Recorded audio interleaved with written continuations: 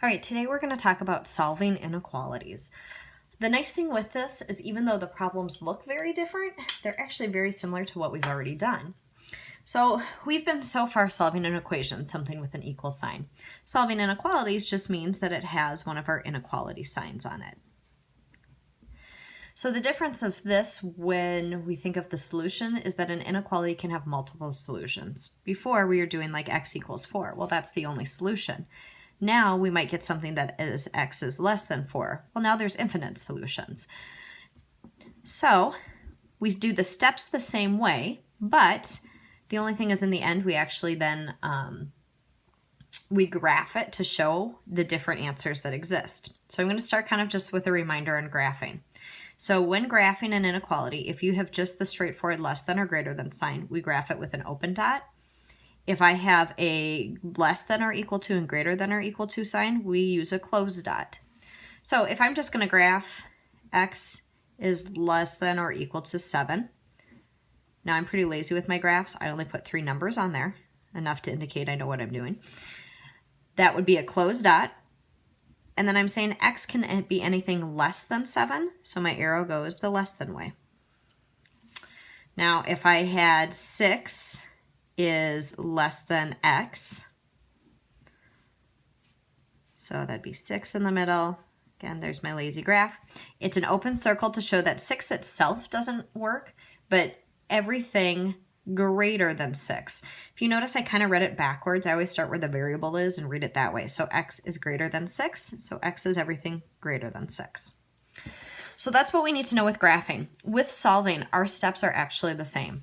So if I just have like 4x plus 6 is greater than or equal to, I don't know, 12, I do tracks just like I did before. I would subtract 6 from both sides. I get 4x is greater than or equal to 6, divide both sides by 4, and I get x is greater than or equal to 3 halves, or 1.5. So notice, same exact thing. No different than that. Doesn't matter if you have x's on both sides. It doesn't matter if you have to simplify. Same thing as we did before.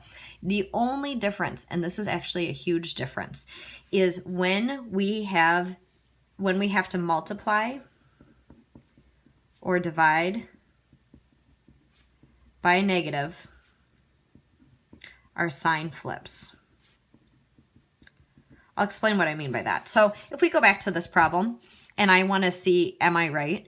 I would say, well, what's a number that's greater than or equal to 3 halves? Well, I don't know, like 6 is greater than that. So if I plug in 6 here, I should get a true statement. So 4 times 6 plus 6 is greater than or equal to 12.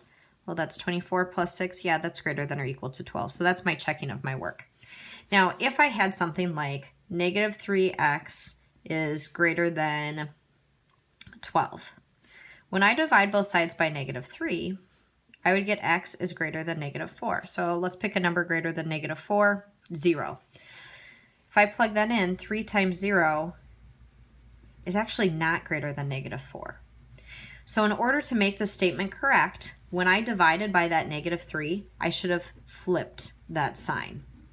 Mathematically speaking, we at this point think of negative as an opposite. So if I'm dealing with opposite, I need the opposite sign. That's kind of why we do it. So I should have then flipped the sign, and now let's see if it works. So something smaller than negative 4, negative 5 is smaller. Negative 3 times negative 5 is 15, which is greater than 12. So this is huge. This is the big thing, and I will tell you that it's on almost every ACT, SAT, college entrance exam. They put this on here because most of the time kids forget to do it. So make sure we know how to do that. All right, let's go through our additional examples and make sure those make sense. Okay, so starting here, we think of it just as a regular tracks problem. I hate having those negative variables, so that's kind of what I always try to get rid of. So I'm going to add a y to both sides. That leaves me with 3y minus 18 is less than negative 12. Add 18 to both sides. I get 3y is less than 6. Divide both sides by 3, and I get y is less than 2. So that's my answer. Then that's what I need to graph. So I'm going to come here, 2, 3, 1. It's an open dot because there's no line underneath it. And y is anything less than 2 or smaller than 2. So I'm going to put my arrow going that direction. Okay. Number 2, I'm going to start by simplifying. I get 4m minus 18 plus 8 is less than or equal to 6m. Probably should chop chicken. That's the same as 4m plus negative 10 is less than or equal to 6m. Take away 4m from both sides. Negative 10 is less than or equal to 2m. Divide both sides by 2, and I get negative 5 is less than or equal to m. So come here, put that on my graph. Negative 5, negative 4, negative 6. Close dot. Remember, it's best to always read it with the variable first, so I'm going to kind of read it backwards. So m is greater than negative 5, so the greater direction is always to the right. All right, number 3. Joe took out student loans during college, and by the end of college, he had paid $36,000 of debt, interest-free. Oh, that's how much he had, sorry.